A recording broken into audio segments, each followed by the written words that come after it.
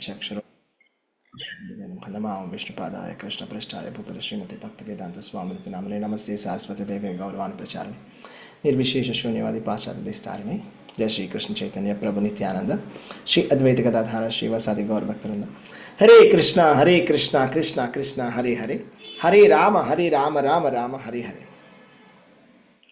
Okay, good evening devotees. Hare Krishna to all of you. Today we're going to dive into something very interesting, some of the practical teachings of Bhagavad Gita. And I tell you, today's takeaway is going to be two things: how to be peaceful, how to be happy. Two things. How can you be peaceful and how can you be happy? So how many of you would like to be peaceful? Please raise your hands in your life. Please raise your hands. Let me see. Show of hands. Okay, how many of you would like to be happy? Please raise your hands. Please raise your hands. How many of you would like to be both peaceful and happy? Raise your hands. Okay, that's awesome. So today we will hear those secrets, and today we will also see a very interesting story. I'll take you to a very interesting city. Maybe you've never heard of that city. Okay, you might have heard about Navadvip, but we'll go for a new city called Navadvarpuri. We'll hear all about that. And we'll hear some secrets that Krishna is giving to Arjuna. How to work in such a way that we can liberate ourselves. Okay. So let's keep our minds open and let the wisdom of Bhagavad Gita sink inside us. Okay. So let's take a tour of this new city also, right? Hare Krishna. Okay, so let's begin. Let's start with a recap first. Here we go.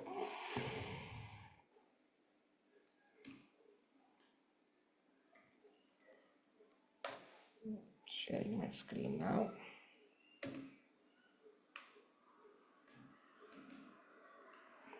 So we are doing chapter number 5. This is called as Karma Yoga, Action and Krishna Consciousness. So we have done from the verses 1 till verse number 7. Okay, quick recap of verse number 7 and then we'll go back. Okay, quick recap of verse number 7. So let's read this. One who works in devotion, who is a pure soul, who controls his mind and senses, is very dear to everyone, and everyone is dear to him. Though always working, such a man is never entangled. Right? So just imagine a world where every human being is liked by others and he likes everybody else. Right? How many of us would like to be liked by everybody? So just imagine if everybody loved us, everybody liked us. Would that not feel good? It would feel very nice, isn't it? Everybody likes me. And at the same time, I like everybody. I don't hate anybody. So that's the attitude of a self-realized person. That's the attitude of actually a person who is on the path of liberation by Krishna consciousness. So a devotee, he doesn't have any hatred towards anybody, irrespective of whatever the situation may be, right?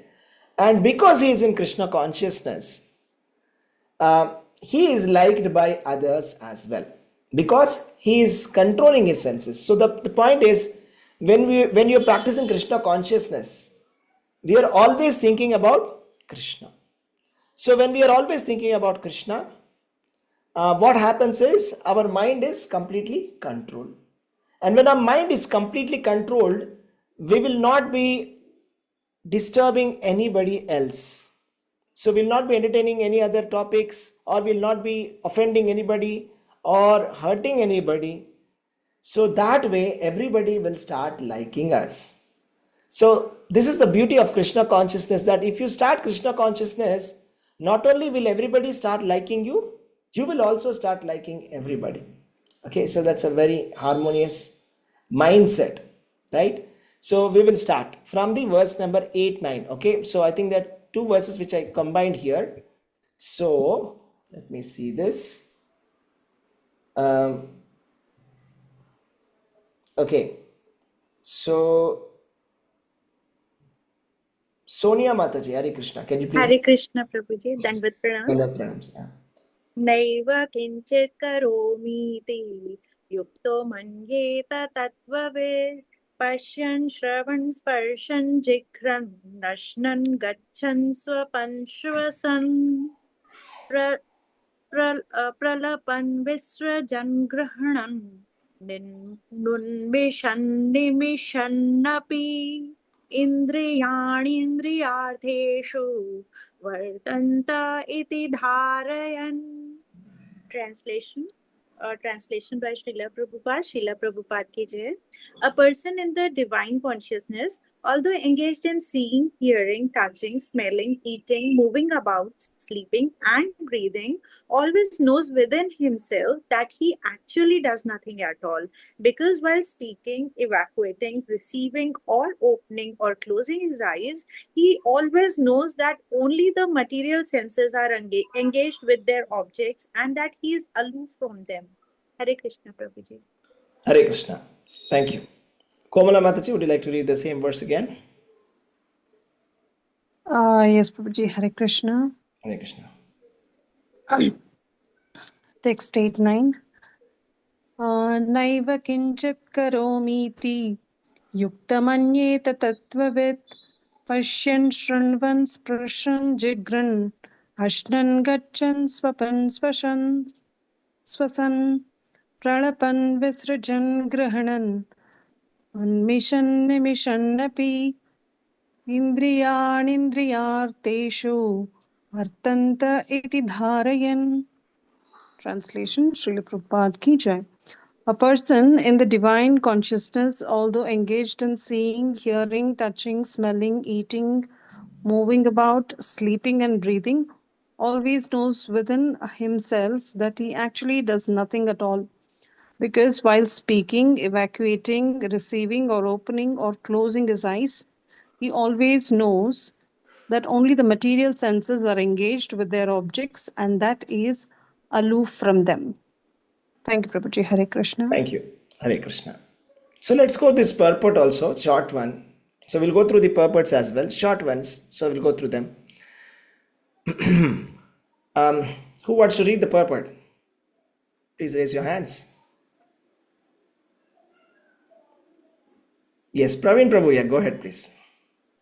Hare Krishna Prabhuji, Dandavat Pranam. Dandavats.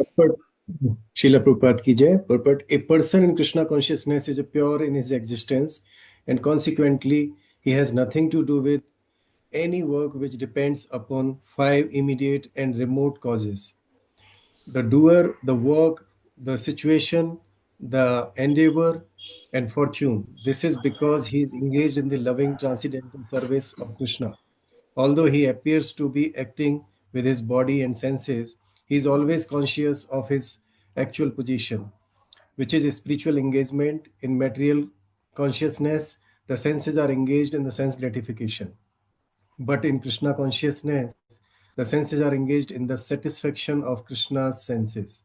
Therefore, the Krishna conscious person is always free, even though he appears to be engaged in affairs of the senses. Activities such as seeing and hearing are actions of the senses meant for receiving knowledge, whereas moving, speaking, evacuating, etc. are action of the senses meant for work. A Krishna conscious person is never affected by the actions of the senses. He cannot perform any act except in the service of the Lord, because he knows that he is the eternal servitor of the Lord. Hare Krishna Prabhuji. Hare Krishna Prabhu, thank you very much. So the point here is that you see a lot of activities have been described here, right? So like hearing, touching, smelling, eating, moving, all of that, okay? So if you actually try to categorize the kind of activities that we do, we're talking about karma yoga. Karma means action. Karma yoga means acting in Krishna consciousness. So we engage all of our senses right? So we engage our eyes in seeing. So what do we engage our eyes in seeing? Maybe something which is looking good, right? We engage our ears in hearing something which sounds good for us, and touching, smelling something which is tasty, smelling something which is fragrant, eating something which is tasty, moving about, going to some different places, again, different places of enjoyment, sleeping, breathing, speaking. When we speak a lot of different things, evacuating, receiving, opening, closing our eyes, so many different activities that we are doing, material senses, with the senses. Correct, but you see, the point is a person who is Krishna conscious. Krishna is explaining that a person who is in divine consciousness, he is actually has got nothing to do with the work. Okay, that's because he is always engaged in the loving devotional service of Krishna, even though he's appearing to be doing all of these activities, like a normal person versus a Krishna conscious person. Krishna conscious person is also doing activities like seeing, hearing, touching, smelling, eating, moving, like that. But then there's a difference. The difference has been explained here. The difference is that because this Krishna conscious person is conscious of his actual position, which is spiritual engagement. So what happens when you're conscious of your actual position? If I know who I am, I understand that I am so and so, I understand that, then there's no I am aloof from it. Just like this, okay, if there's a puppet, okay, if there's a puppet and there's somebody who is like playing the puppet, right? So the puppet is also moving its hands, puppet is also talking, puppet is also dancing, right? So but then it's the puppet doesn't think that it was my dance step. Okay, it just says that this was something that that somebody who is puppeteer is actually doing it. So let me dance like the puppeteer wants me to dance. This is a kind of surrender that pure devotees have. Okay, you see, Srila Prabhupada actually, we all understand, such a great exalted soul, he wrote this Bhagavad Gita as it is, and that's what we are reading today, right? So Srila Prabhupada had written a beautiful poem. So that was called as Srila Prabhupada wrote a beautiful poem when he came to the Boston, right? So he wrote a poem. So it's something like this. I'll just show you that poem. So you'll understand what do you mean by a Krishna conscious person? How does a Krishna conscious person think? Let's try to see that. Okay. So this is the poem written by Srila Prabhupada on September 18, 1965 at Boston Harbor. Srila Prabhupada arrived. Okay, he was on a mission. His mission was to spread this knowledge of Bhagavad Gita to the entire world, especially to the West. Especially to the West. He wanted to spread Krishna consciousness everywhere. That was the instruction given by his spiritual master. So he was on a mission. But now when he saw this, when he came and he saw people were so materialistic there in the US, in the West, he found that this task is going to be so impossible task. Let's see what is going through Prabhupada's heart. Okay, he has expressed it in form of a poem. Okay, so anybody would like to read the translation? I want a volunteer who can read this. Okay, ignore the shlokas or the song. Just read the English translation. Yeah, one of you, please. Prabhuji, can I read? Yeah, please, go ahead. Translation by His Divine Grace A.C. Bhakti Vedanta, Srila Prabhupada ki Jai. My dear Lord Krishna, you're so kind upon this useless soul, but I do not know why you have brought me here. Now you can do whatever you like with me. Translation? You don't need to say I one guess, translation. Just go ahead and read. but I guess you have some business here. Otherwise, why would you bring me to this terrible place? Most of the population here is covered by the material modes of ignorance and passion. Absorbed in material life, they think themselves very happy and satisfied, and therefore they have no taste for the transcendental message of Vasudeva. I do not know how they will be able to understand it. But I know your causeless mercy can make everything possible because you are the most expert mystic. How will they understand the mellows of devotional service? Oh Lord, I'm simply praying for your mercy so that I will be able to convince them about your message. All living entities have come under the control of the illusory energy by your will, by your will, and therefore, if you like, by your will, they can also be released from the clutches of illusion. I wish that you may deliver them. Therefore, if you so desire their deliverance, then only will they be able to understand your message. The words of Srimad Bhagavatam are your incarnation, and if a sober person repeatedly receives it with submissive oral reception, then he will be able to understand your message. Yeah, you can read from here. Yeah. He will become liberated from the influence of the modes of ignorance and passion, and thus all inauspicious things accumulated in the core of the heart will disappear.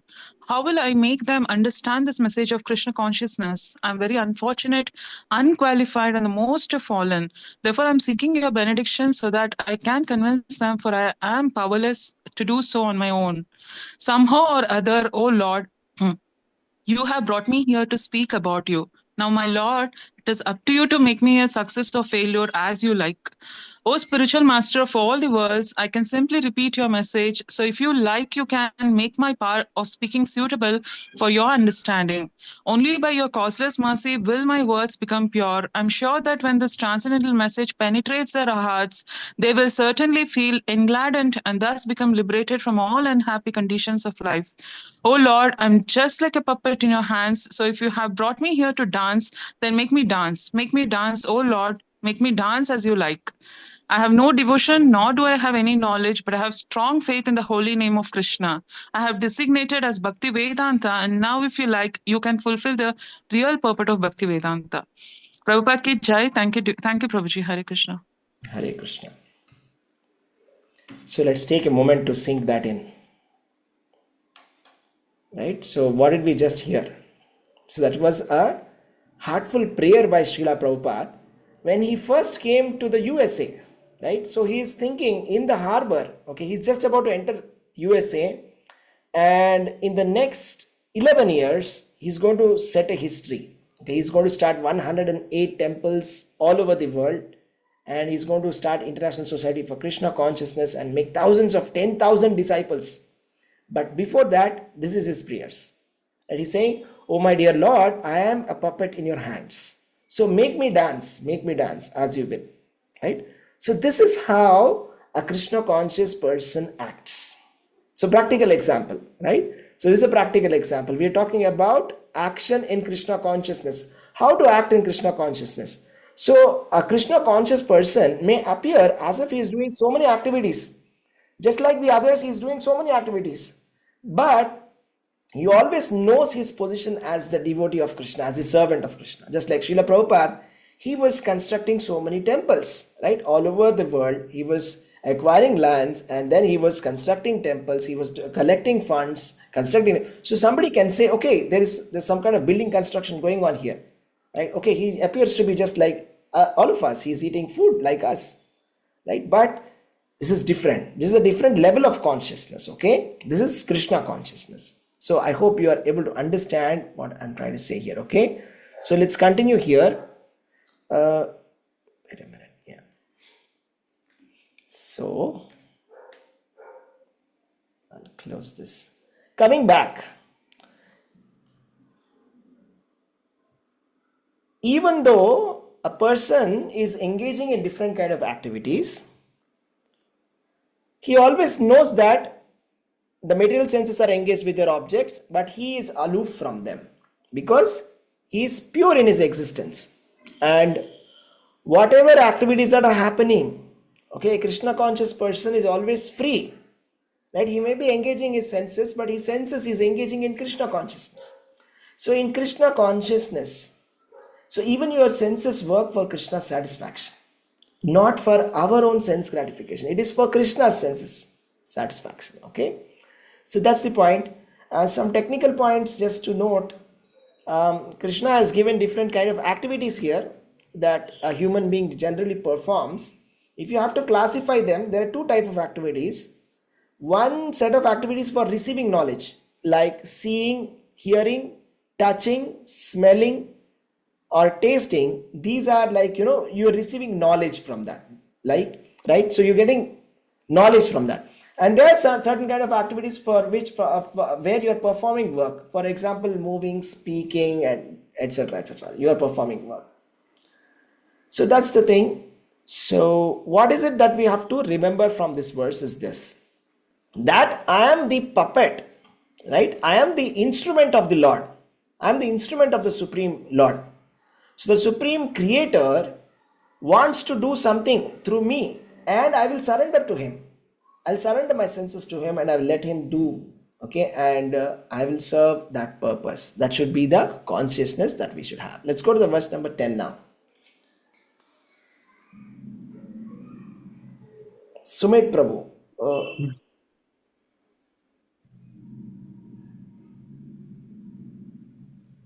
Married Prabhuji? Yes, yes. Brahman Brahm ब्राह्मण्ये आदय कर्माणि सङ्गं त्यक्त्वा करोति य लिप्यते न स पापेन पद्मपत्रम् इवं भसा. Translation: One who performs his duty without attachment, surrendering the results unto the Supreme Lord, is unaffected by sinful action, as the lotus leaf is untouched by water. Hare Krishna Prabhuji. Hare Krishna. So this is easy to understand. Very famous analogy also, right? So what is it saying? If you perform your duty without attachment and surrender the results to Krishna, you perform your duty without attachment and surrender the result to Krishna, then there shall not be any kind of reaction for your activity, just like how you put a water on a lotus leaf. So just imagine a lotus leaf, and if you put a drop of water, it doesn't stick, it will glide down. Okay, it will not stick at all. So that is the beauty of the lotus leaf. Okay, nature, material nature. So because it stays in the water, so the nature of a lotus leaf is that when you put water on it, it doesn't stay there. Okay, it will glide off. But if you just do it like that, it will glide away.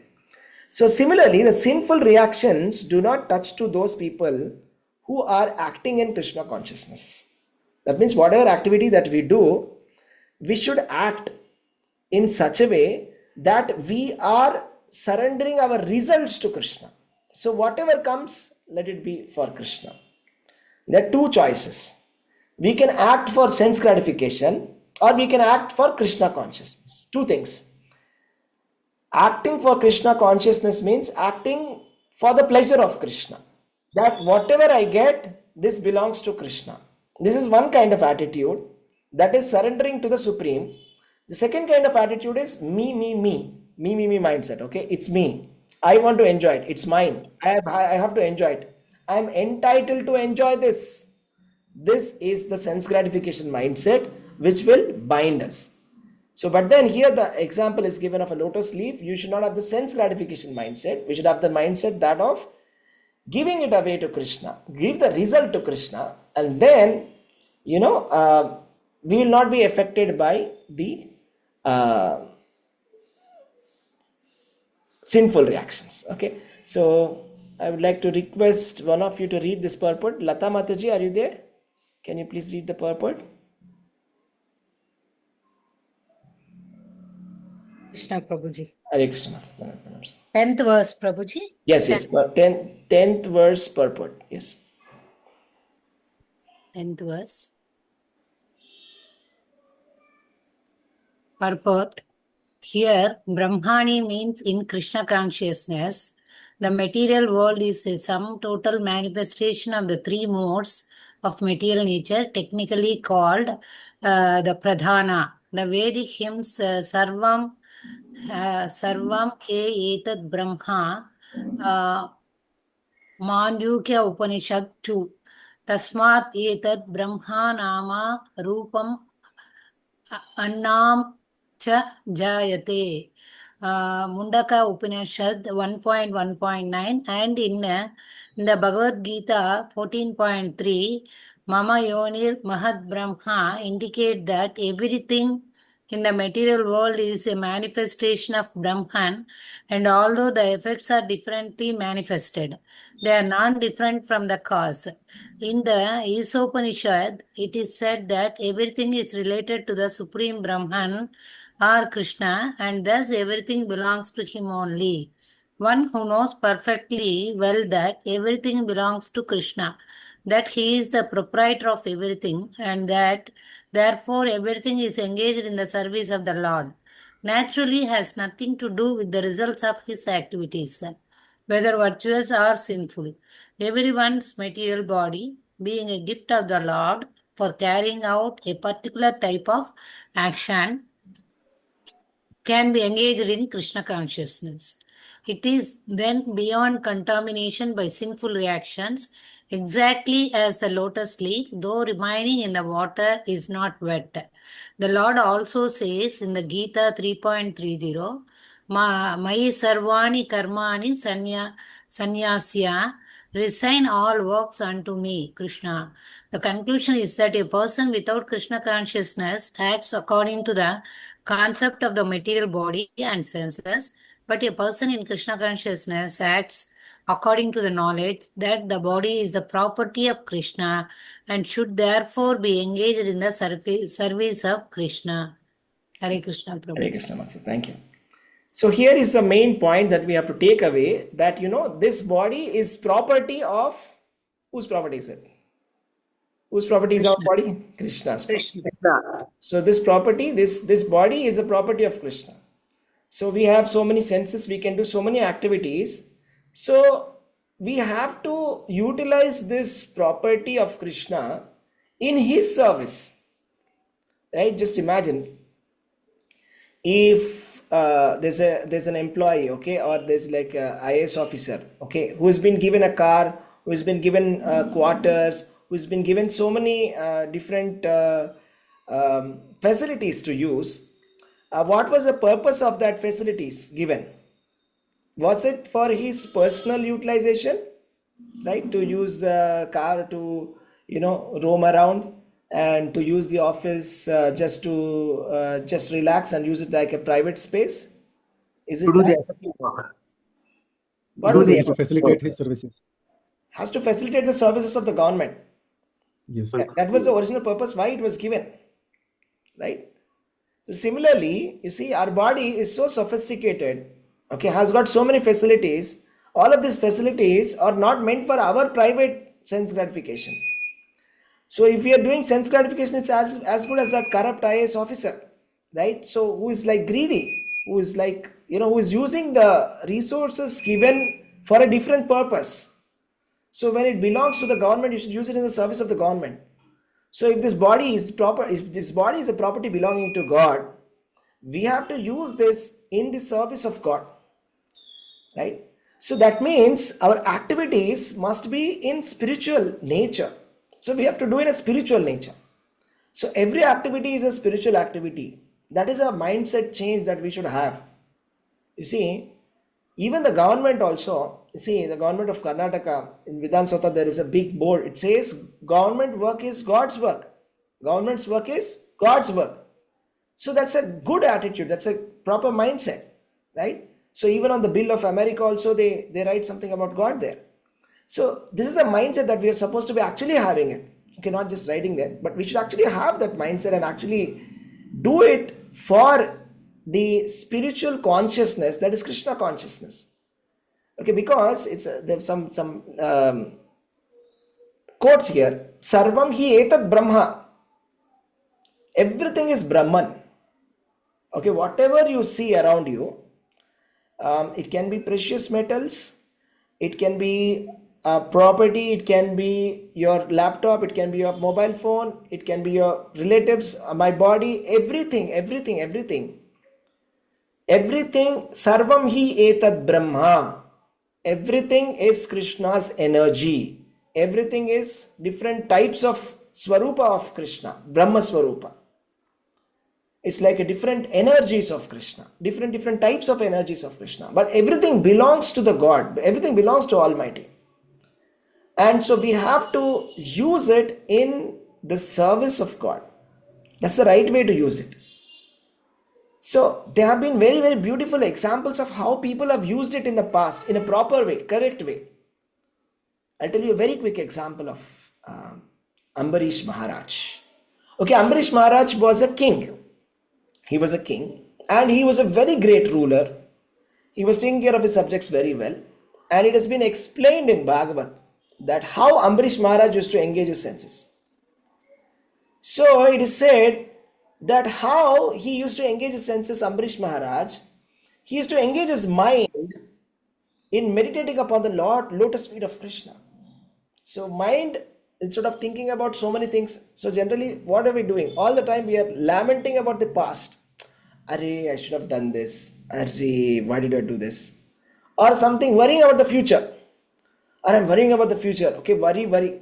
We're not taking any action. We're only worrying about it. We're only lamenting about what has happened. Instead, we should be thinking about lotus feet of Krishna. That's what Ambarish Maharaj did. And use the words, if you have to use our talking capacity, we have to use it in describing the glories of the Lord. Rather than maybe just simply speaking about something material, speak about the glories of the Lord. Hands can be used in cleansing the temple of the Lord. That's what Ambarish Maharaj used to do. And ears, how did he engage his senses? How did he engage his ears? Ears in hearing the Krishna Katha, or about hearing the instructions of Krishna. So here we are trying to hear Bhagavad Gita. This is instructions of Krishna. We are using our ears properly, right? And he used to engage his eyes in seeing the deity of Krishna. So Acha Vigraha, look at the deity of Krishna. And he used to use his feet to go where? Not to go to the places of enjoyment. He used to use his legs or feet to walk towards the places of Krishna like Mathura and Vrindavan. Right? So like that we can engage all our senses in Krishna consciousness.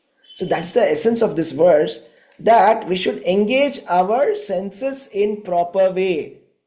Right? So there may be so many different kind of activities, but engage our senses by being in Krishna consciousness, because everything is Brahman, everything is the energy of Krishna. So we have to serve the Supreme Lord, we have to serve the origin of this universe, the original person. So everything we should engage in the service of Lord. It's very simple. Okay, everything engage in the service of Lord. Don't think that this is mine, that is mine. Okay, we should come out of that conception that this is mine, that is not mine, this is mine, these are my friends, these are my enemies, I hate them, I love them. We should come out of this kind of conception. And all you have to do is just like let us say that you get a car on a lease. How are you going to use it? Okay, there was some company which was giving car for lease. Like one day you pay some amount and you get the car for the day. And then they'll take the pictures of the car and they'll see how many scratches you have made, and then you have to pay extra in case you have done some kind of scratches or if you break it or something like that. So at that point of time, you'll be very careful. Okay, this car is not mine. I have to use this car properly. Correct? Use the car carefully and give it back, hand over it.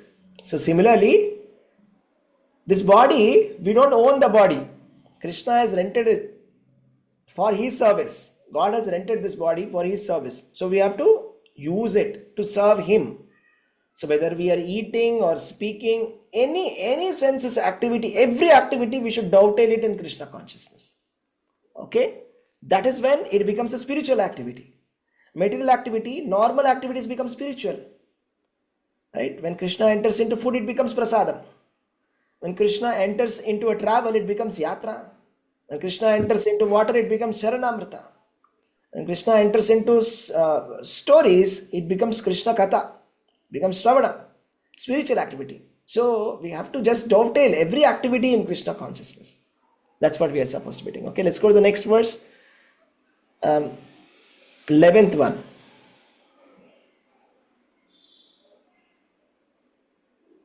Hare Krishna Prabhuji. Hare Krishna Mataji. Text 11. Kayena manasa buddhaya kevalerindriyerapi yoginah karma kurvanti sangatyaktava atma shuddhaye. Translation by A.C. Bhaktivedanta Swami Prabhupada ki jai. The yogis abandoning attachment act with body, mind and intelligence, and even with the senses, only for the purpose of purification. Hare Krishna, Prabhuji. Thank you. Hare Krishna. Thank you. Was next person? Yeah, go ahead, please. Prabhuji, yeah. Hare Krishna, Prabhuji. Yes, please go ahead. Purport, when one acts in Krishna consciousness for the satisfaction of the senses of Krishna, any action, whether of the body, mind, intelligence, or even the senses, is purified of material contamination. There are no material reactions resulting from the activities of a Krishna conscious person. Therefore, purified activities which are generally called Sat Achara can be easily performed by acting in Krishna consciousness. Prabhu, should I continue? Yeah, you can continue, or yeah, you can skip this verse and continue. Okay. A person acting in Krishna consciousness, or in other words, in the service of Krishna with his body, mind, intelligence, and words, is a liberated person even within the material world, although he may be engaged in many so called material activities. He has no false ego, for he does not believe that he is this material body, or that he possesses the body. He knows that he is not this body and that this body does not belong to him. He himself belongs to Krishna and the body too belongs to Krishna. When he applies everything produced of the body, mind, intelligence, words, life, wealth, etc., whatever he may have within his possession, to Krishna's service, he is at once dovetailed with Krishna. He is one with Krishna and is devoid of the false ego that leads one to believe that he is the body, etc. This is the perfect stage of Krishna consciousness. Hare Krishna, Prabhu. Hare Krishna. So, the perfect stage of Krishna consciousness. That's the topic. So, what is the perfect stage of Krishna consciousness? The perfect stage of Krishna consciousness is to be free from false ego called ahankara. Ahankara means what? Entitlement. Like saying, this is mine, this belongs to me, I'm the owner, I'm the boss. So we should not think that I am the owner, I am the boss. We should only think that, Krishna has kindly given me this, okay, so that I carefully take care of it, right? So Krishna has kindly given me this family, okay, and I shall take care of it like a service to God. Okay, so every activity that you do, doesn't matter what, everything can be dovetailed like that. That if you're a house, right? So instead of saying, okay, this is my house, you can say this is Jagannath's house, Lord Krishna's house. Okay, so we stay in Krishna's house. We can say like that. So there's a simple change in language, change in consciousness. So instead of saying, okay, I shall earn for taking care of my family, or you should think that I shall earn so that I can take care or maintain my body and my family, which is all given by Krishna. This is my duty. This is my duty towards Krishna. So this is how I'm serving Krishna. So simple change in consciousness.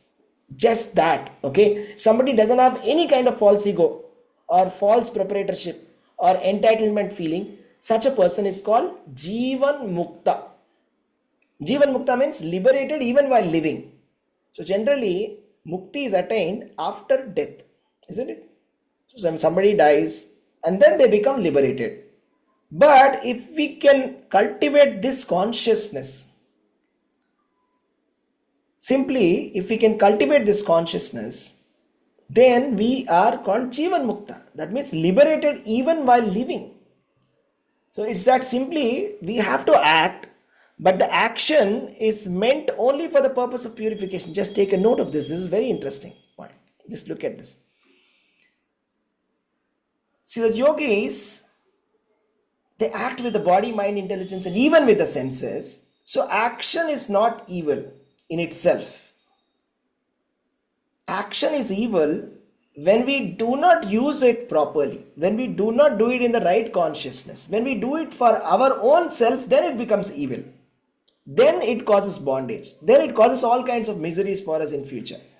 The same thing, okay? Same thing. You should think that, okay, this is for my purification. That's it. Think of it that, okay, I want to purify myself. Every activity that we do, we should think this is an act of purification. right?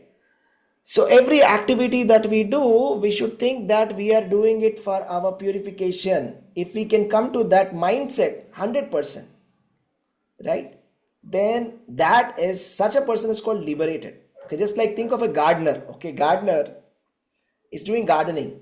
Okay, sometimes he has to prune some unnecessary plants. He's cutting off some excessive things and trying to maintain the garden nicely cleaning. So keeping the garden very clean. So similarly, when you act in Krishna consciousness, you see, we become clean, we become neat, we become,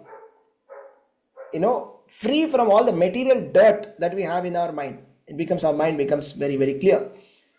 So devotees' thoughts, words, actions, we should think of all of this not as some kind of attachment. You should not think, oh, this is Maya, that is Maya.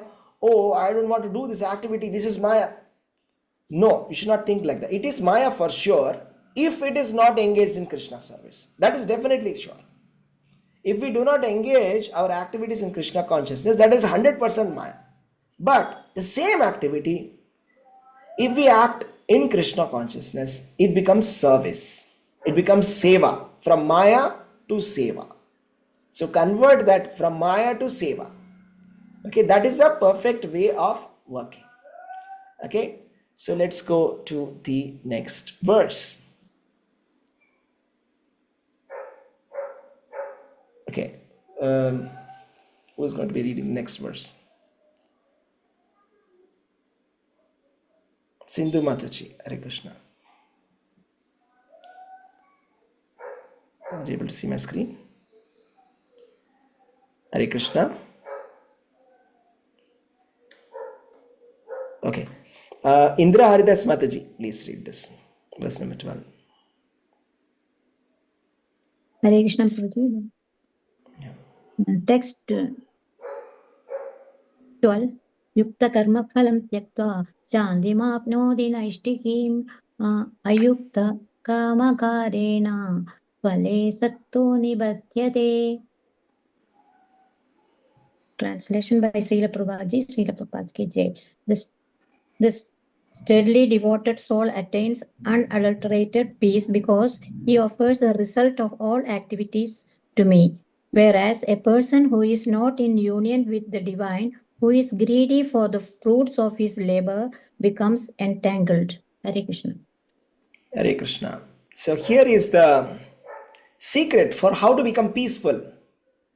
You see, the problem today is that a lot of people, they're not happy, they're not peaceful at all, okay? They've got everything with them. All they want, they have it with them, okay?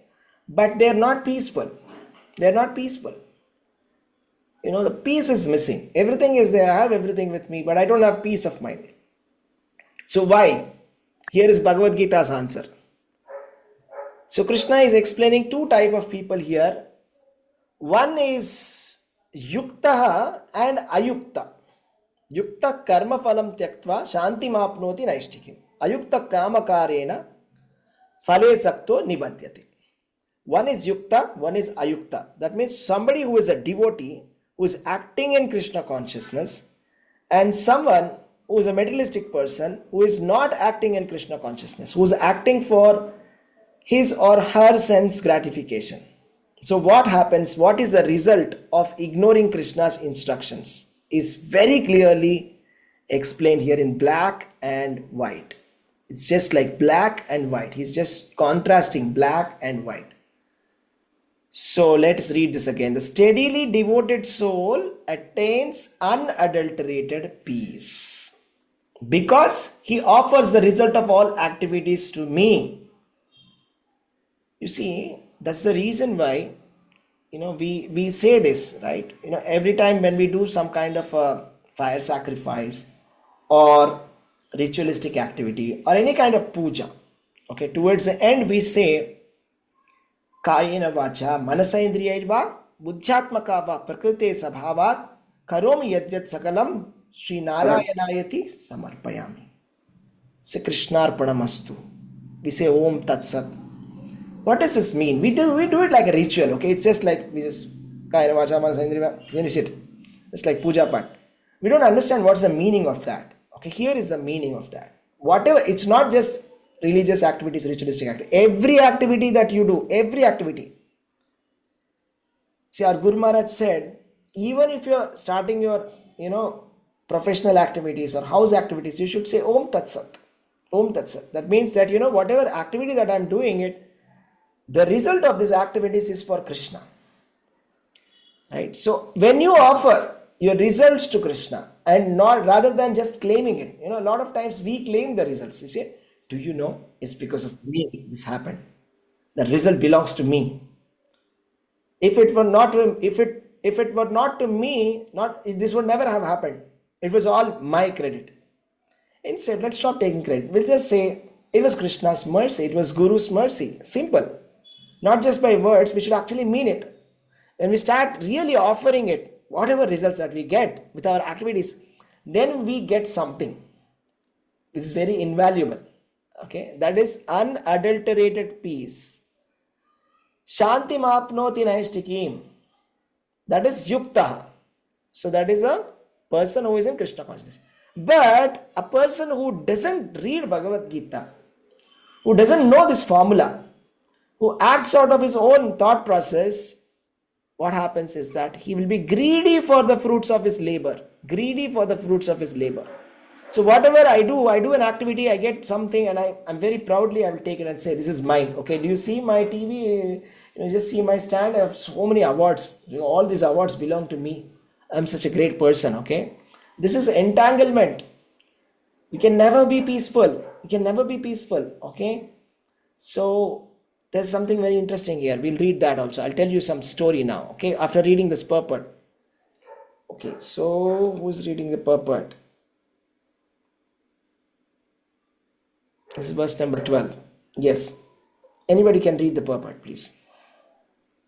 Can I read, Prabhuji? Yes, please. The difference between a person in Krishna consciousness and a person in bodily consciousness is that the former attached to Krishna, whereas the latter is attached to the result of his activities. The person who is attached to Krishna and works for him only is certainly a liberated person, and he has no anxiety over the results of his work. In the Bhagavatam, the cause of anxiety over the result of an activity is explained as being one's functioning in the conception of duality, that is, with a knowledge of the absolute truth. Krishna is the supreme absolute truth, the personality of Godhead. In Krishna consciousness, there is no duality. All that exists is a product of Krishna's energy, and Krishna is all good. Therefore, activities in Krishna consciousness are on the absolute plane. They are transcendental and have no material effect. One is therefore filled with peace in Krishna consciousness, but one who is entangled in profit calculation for sense gratification cannot have that peace. This is the secret of Krishna consciousness, realization that there is no existence besides Krishna is the platform of peace and fearlessness. Hare Krishna, Prabhuji. Hare Krishna. Let that sink in. This is the secret of Krishna consciousness. Realization that there is no existence besides Krishna is the platform of peace and fearlessness. We all want to be peaceful. We all want to be fearless. But our problem is we are neither peaceful nor we are fearless. There's some kind of fear that we have. We just have to change our consciousness, okay? The way we are working. So when we become yuktaha, and when we detach ourselves from the result of our activities and offer it humbly to Krishna.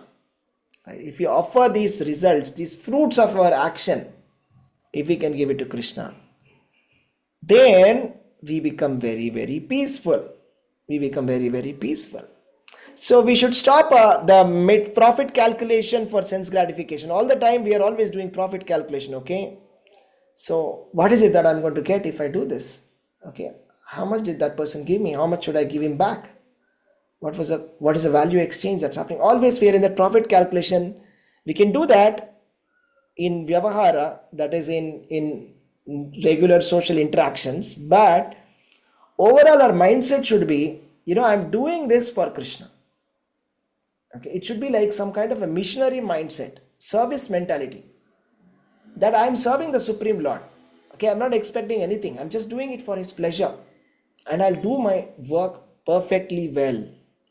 Okay, I'll do it perfectly well. Just because I'm not going to get any salary, Krishna is not going to pay me anything, then I'll not do something well. No. Krishna is giving us unadulterated peace, right? So in exchange for this, right? So actually everything belongs to Krishna. Just that's it. Philosophically we have to understand, see, it belongs to Krishna, and I shall act in such a way that will please Krishna. That's it. Okay? So something very interesting here. Okay, we will see this. Yeah. What's explained here is Krishna is the supreme absolute truth. Krishna is the supreme absolute truth. And everything is within Krishna. Everything is within Krishna. Very quick story. How do we understand that everything is within Krishna? Okay, one day when little Krishna, his brother came and complained to Yashoda Mai. Krishna is eating mud. Krishna is eating mud, right? So Yashoda Mai came and asked, Krishna, open your mouth. Are you eating mud? He said, no. But Balram is saying that you're eating mud. He's lying. Open your mouth. He opens the mouth. And what does Yashoda see? She sees the entire universe is within Krishna. And she also sees that Vrindavan is within Krishna. It's Krishna's mouth. So everything is within Krishna. That's why his name is called Jagannivasa. Jagannivasa means the entire universe, entire material creation is within him. Everything is within him. So we are all in a spiritual sky. Okay. And that spiritual sky, actually we all go into the stomach of Mahavishnu. And the entire, this Mahatattva, this material nature, is within that spiritual sky, which is actually an expansion of Krishna. That's Brahman. So everything is within Krishna. So that's what the story signifies. So simply we have to understand this, okay? Philosophically, in different ways, we have to understand that everything is belonging to Krishna, and I shall engage my everything in the service of Krishna, and that's it. That's it. That's the peace formula, and we can be very, very peaceful and very happy. Okay, now let's see the happiness formula. Now we saw the peace formula. Now in this verse, we'll see the happiness formula. Okay, so who is going to be reading this? Hare Krishna Prabhuji. Dhanavad. Yeah, go ahead. Sarvakarmani manasa sanyasyaste sukham vashi navadhare pure dehi naiva kurvanna karayam. Translation: when the embodied living being controls his nature and mentally renounces all actions, he resides happily in the city of 9 gates, the material body, neither working nor causing work to be done. Hare Krishna. Hare Krishna. So what this basically means here, let's try to understand. What is the formula for happiness? How can we be happy? How can we attain happiness as per Bhagavad Gita has been explained here? So the way to act is acting without attachment and for Krishna consciousness, in Krishna service, then that is called as non-reactive work. Non-reactive work means the work which doesn't entail any kind of reaction. There is no sinful reaction for an activity which is done in Krishna's service. Here Arjuna is fighting a war. As a warrior, he has to kill so many millions of people. Killing is sinful, but Arjuna is not getting any sin here because he is just simply acting upon the instruction of his authority. Based on the instruction of the authority. So whatever authority says, you do it. That's it. So just like this, for example, if there is a construction that's going on, and in the construction, let's say there's a laborer who gets hurt or who gets a fatal injuries. Okay. So whom will the police go and catch? Tell me. There's a construction that's going on, and one of the laborer becomes fatally injured. Who will be caught by the police first? The owner of the Then property. The owner of the property, and mainly the supervisor there, Engineer. the engineer, the supervisor who is managing everything, because under his supervision things are happening. So when we think I am the supervisor, then police will catch us. As simple as that. When we say I am not the supervisor, I am just acting according to instructions of my higher authority. I am just a servant here. My owner said do it, I did it. That's it. Similarly, our service should be in such a way that it should be non-reactive work. I'm not doing it based on my thought process. I'm just doing it because it's my duty, just to please Krishna. That's it. So now it's Krishna's. Krishna will take care of my sinful reactions. Krishna is saying, Aham tvam sarva papebhyo mokshayishyami ma sucha. Don't worry. I will cut off your sinful reactions. So that's why that lotus leaf analogy has come. Put the water on the lotus leaf, slips off. Doesn't touch anything, okay? Non-reactive. Doesn't hold water. Doesn't become moist. Right? So this is the kind of detachment that we should have. Krishna is not saying stop acting, stop working. He's saying work, do your activities, do all the activities perfectly well, but with a change of consciousness that you are doing it for the pleasure of Krishna. And Krishna becomes pleased, then it is very good. Right? So we have to please God. That is the important point. How do we know that we have done good work? When God is pleased, then it is good work. If God is not pleased with our work, it's not good work. As simple as that. Arjuna is trying to act to please God. Pandavas were always trying to please Krishna. Duryodhana is not ready to listen. His problem is he doesn't listen. He is the perfect example of ayukta kamakarena phalam tyaktva. This one. Phalau sakto nibhadyate. He is exactly the opposite of Arjuna. Arjuna simply listens. Whatever Krishna says, yes, I shall do it.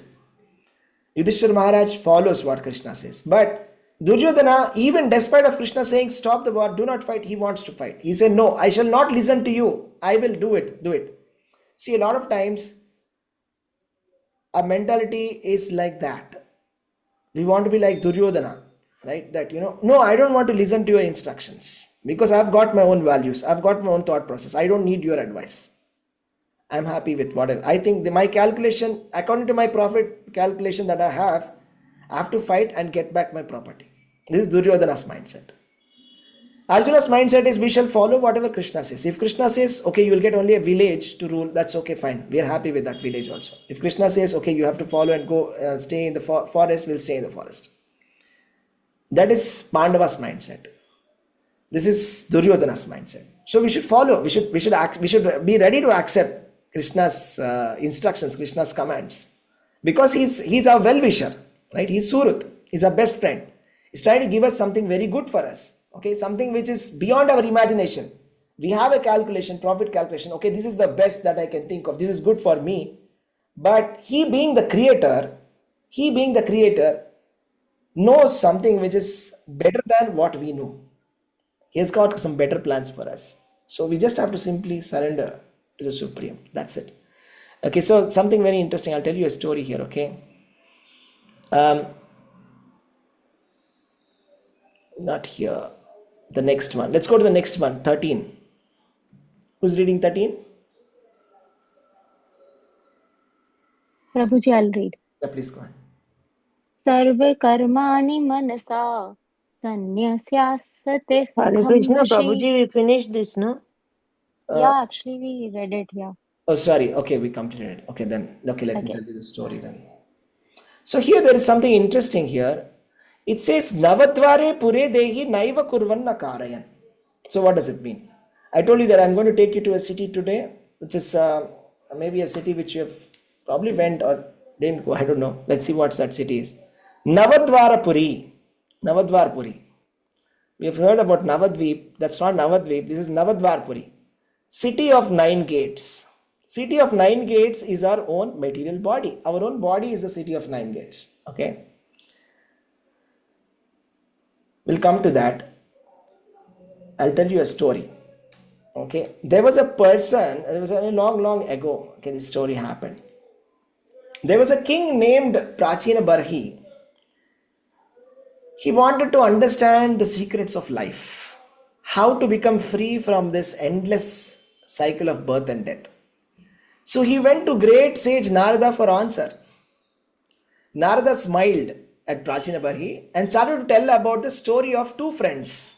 So this is a story of two friends, Puranjana and Avigyata. Puranjana and Avigyata. They were very good friends and they were very happy. They were inseparable, always happy, always free. One day they were wandering near the Himalayas and then they found a beautiful palace there. And that palace had 9 gates. And the name of this palace was Navadvarapuri, the city of 9 gates. Puranjana, he was so fascinated by this palace. He was so fascinated. He loved that palace so much. It was looking so nice that he completely forgot about his friend Avigyata. So he was like completely enchanted by the beauty of the palace. He entered the palace. And then he met a very beautiful queen. Okay, there was like a queen there called Puranjani. Her name was Puranjani. And she was surrounded by a 5-headed snake. Okay, remember this, make notes if necessary. I'll tell you what this figurative story actually means. This is a figurative story. So she was surrounded by 5-headed snake and she had 11 strong bodyguards and she had many, many soldiers to protect her. So Puranjani told to Puranjana, I am the queen of this palace. I am looking for a groom. Would you like to marry me? Puranjana became very happy. He said, okay, I'll marry you. So I can get to marry the queen of this palace. And then there's so many soldiers here. Yeah, I can nicely enjoy this palace. So from that day they got married. Puranjana married Puranjani. And then they were living in that Navadvarapura. That is the palace of 9 gates. And they were happily living. But then one day something happened. There was actually a wicked lady named Durbagai, who was the daughter of Kala. And she teamed up with her friends Chandavega, Prajvara, Baya, and her father Kala. So all of them made a conspiracy that they wanted to conquer this palace. They wanted to get the hold of this palace, seize that palace. So one day, all of these people, Durbagai, Chandavega, Prajvara, Baya and Kala, all of them attacked. First Durbagai entered and killed the 5-headed snake which was guarding the palace. Next Prajvara came and set the palace on fire. Next Baya came and he broke into Puranjana's private chambers. And then Kala followed. And then Puranjana and Puranjani were in their private quarters at that point of time. They were weeping because their entire beautiful palace was being destroyed. And Puranjana was killed. And when Puranjana died, he was thinking about his wife Puranjani. What will happen to my wife now? What will happen to my wife now? But the story did not end there, okay? Puranjana after his death was born again, but this time he was born as a woman, the daughter of a king. Puranjana born again as a woman, daughter of a king. And then this Puranjana, who was earlier the Puranjana, now a daughter of a king, married another king called Malayatavajan. Okay, he's a Pandya king. So after that, what happened? After many years, the king went to the forest and he meditated and he died. The king died. So this Puranjana, in the previous life, Puranjana, who is like the queen right now, she was so upset that, her husband died. And so she wanted to die as well. So she wanted to enter into that funeral pyre. But there was a Brahmana who came and stopped her. He said, please stop.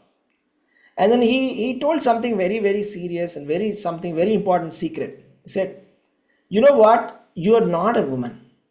You are Puranjana in your previous lifetime. You forgot. You got trapped inside the cycle of birth and death. Okay, because you were attached to the palace and to the queen. That's why you are again born. And he said that, then he also said that, I am your friend, Avigyata. I am your friend, you forgot me. So don't get distracted by these palaces, however beautiful they may be. So then these two friends again came back together, Puranjana and Avigyata, and they were living happily. Now let us try to understand what is the figurative meaning of this story. So who is Puranjana? Let's start with the hero of the story, Puranjana. Puranjana is the soul, Jiva. And who is Avigyata? Any guesses? Who is the best friend of this living entity? Super Zod. Yeah. Avigyata is the Supreme Lord, who is always our best friend. And we all of us, we were all very happy in the spiritual world. But then what happened was, just like Puranjana, we saw this material world, became so enchanted, and we decided to enter into this palace. Now let's talk about that Navadvarapura. What is Navadvarapura? Anybody can say? What is the 9-gated palace? Our body. Our body. Yeah, our own Our body body. has got 9 gates, 9 openings: ears, eyes, nose, mouth, anus, and genitals. These are the 9 openings. So this Puranjana, the Jiva, completely forgot about the God, completely forgot about his best friend, and entered inside this Navadvarapuri, this palace, and then married Puranjani. Who is this Puranjani? Puranjani is the intellect. Intellect.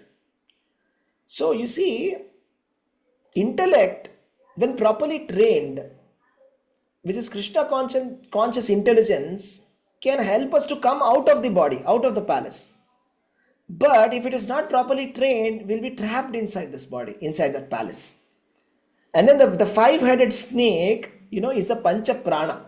They're called 5 pranas within us. Okay, they're technically Prana, Apana, Vyana, Udana, Samana.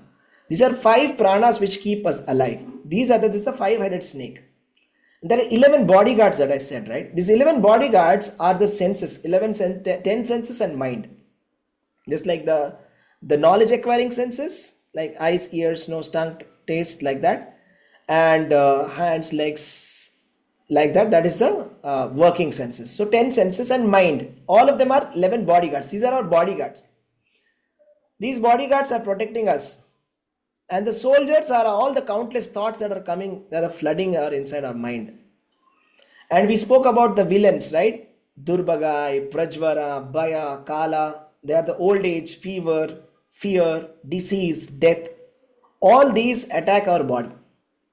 And when these forces are entering inside the palace, what happens to the palace? The body weakens. When we become diseased, when we become old, when we get fearful, our body crumbles. And one day they will conquer. One day they will conquer. And the soul is thinking about the wife, right? That Puranjana is thinking about his wife. So similarly, we are thinking that I am the body, I'm just thinking about my material conception instead of thinking about God at the time of death. And therefore I have to take birth again. But if we remember Avigyata, the Supreme Lord, that there's no need for me to enter into this body at all, into this palace at all. Then we can always be happy. So the soul, this is the story of the soul escaping endless cycle of birth and death, right? So that's what devotees, the idea is like, your body is this palace of 9 gates. It's so beautiful.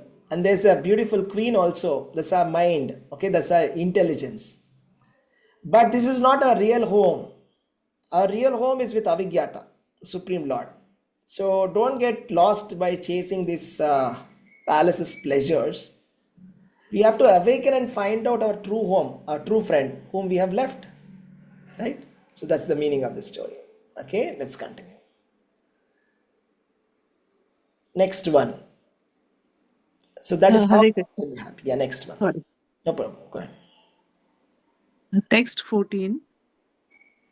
न कर्तृत्वं न कर्माणि लोकस्य सृजति प्रभुः न कर्मफलसंयोगं स्वभावस्तु प्रवर्तते. Translation: The embodied spirit, master of the city of his body, does not create activities, nor does he induce people to act. nor does he create the fruits of action. All this is enacted by the modes of material nature.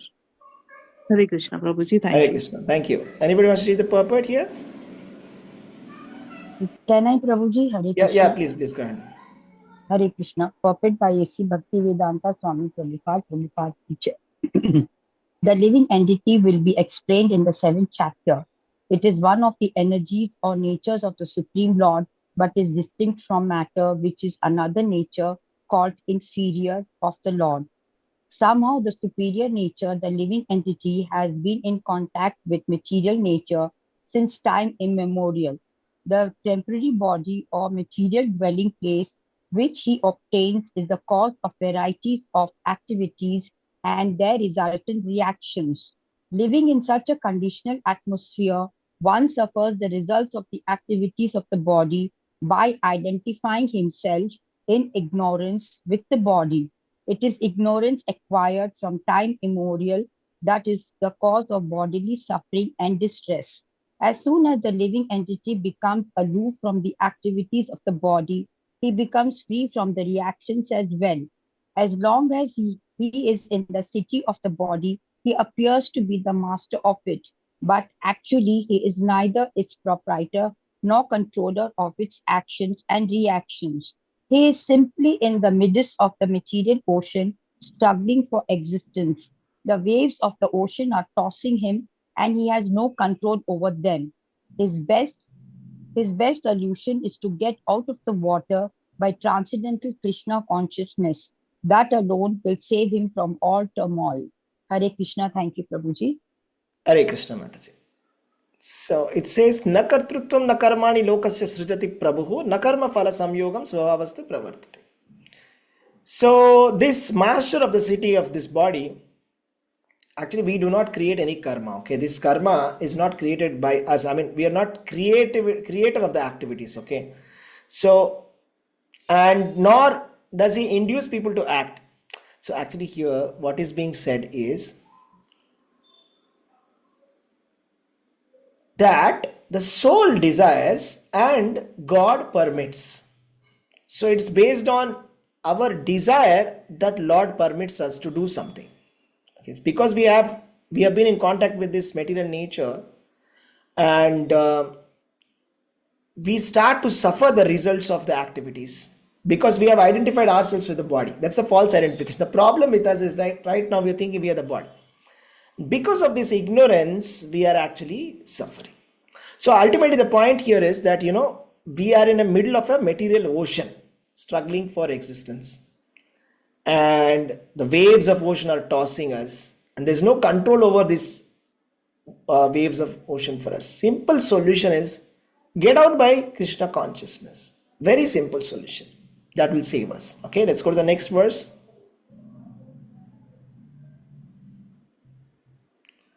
Who's reading the next one? Last verse for the day. I'll read. नादत्ते कस्यचित् पापं न चैव सुकृतं विभुः अज्ञानेनावृतं ज्ञानं तेन मुह्यन्ति जनतवः. Translation: Nor does the Supreme Lord assume anyone's sinful or pious activities.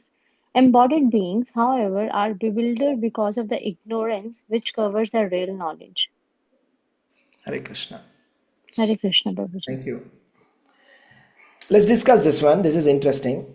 So here Krishna is saying that the Supreme Lord does not assume anybody's sinful or pious activities. Embodied souls are bewildered because of their ignorance which covers the real knowledge. It is because of our ignorance we are having to suffer the reactions. The moment we become enlightened, when we become knowledgeable about what is our position, constitutional position, who am I, and what is the position of God, and how are we supposed to be acting in this consciousness, then there is no more suffering. And there is no more suffering. So here also there is a word called Vibhu. Vibhu means unlimited supreme personality of Godhead. The opposite of Vibhu is Anu. Anu means atomic. Vibhu means infinite. So Lord is Vibhu, Krishna is Vibhu, Jiva is Anu, minute atom. So what happens is the soul desires and God permits. We say that, man proposes, God disposes. So we without the sanction of God, nothing can be done. So then a lot of people ask, why is it that, there's some people who are killing others and doing some violence like that? See, without God's permission, nobody can do anything. But however, it is the desire of the soul that he wants to do that activity. So when the soul desires so much, Krishna allows it hesitatingly. Even if he doesn't want us to do it, he'll say, yes, okay, do it. Because we are adamant. Just like you see, sometimes parents, they agree to a lot of things which their children do not want, which they do not want their children to be doing. Just because the children are so persistent and adamant. Because the children are so adamant and persistent, I want to do it, I want to do it, I want to do it, okay, do it. That's like, finally, okay, do it. That's how God allows us. That's how we are desiring something which God doesn't, there's no alignment, okay. See, there is something that, there's a God's point of view of the creation, Krishna's point of view, and Krishna wants us to do something. He wants us to act in this consciousness, spiritual consciousness, act as everything as a fire sacrifice, as an offering, as a service to him. But we want to be doing it in a different consciousness. We want to enjoy. We want to be doing exactly opposite of what Krishna is telling to us. So when we are so adamant, Krishna says, okay, fine, do it. And Krishna also will arrange for us. So for example, if somebody wants to forget Krishna, Krishna will say, okay, don't worry, I'll make you an arrangement so that you can forget me for a long, long time. But is that mercy of the Lord? It is, because we are so adamant. So God is very impartial. He doesn't hate anybody. He doesn't love anybody. He simply does justice. That's it. So based on our ignorance, avidya, as long as we are ignorant, we are having that avidya, we'll forget our nature and we'll continue to do the same activities. And we'll continue to be tossing ourselves in the oceans, waves of the, we'll be suffering in that. Right? So ultimately, we have to desire to go back to Godhead. We have to serve the Lord. Okay, so we'll stop here. Hare Krishna. Any questions that we can take? Any questions? Anybody has any questions? Anything that you want to share? What is it that you learn? If you have questions, you can ask questions. Or if you want to share something, you can share. Yes. Selvan Prabhu, Hare Krishna.